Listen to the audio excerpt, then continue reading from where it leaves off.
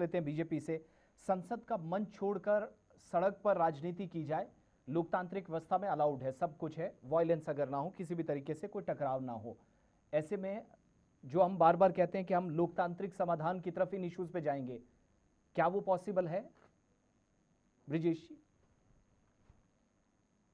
देखिए, आज जो स्थिति बन चुका है देश में, जिस स्थिति में भारतीय जनता पार्टी राजनीति को लाकर के खड़ा किया है देश के युवाओं के सामने, ये बहुत विडंबना की बात है कि पूरे देश के युवा अपने भविष्य की लड़ाई लड़ रहे हैं।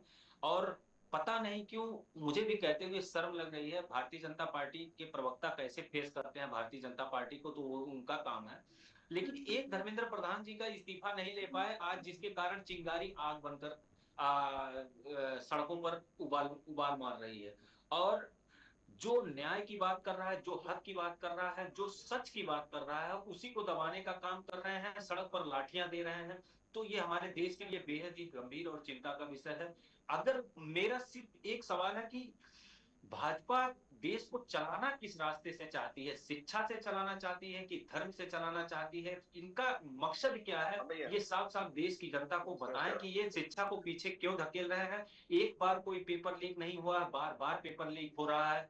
विपक्ष को पोस्ट करके अभी भारतीय जनता पार्टी के प्रवक्ता ने कहा राहुल गांधी लगातार युवाओं की आवाज उठा रहे हैं।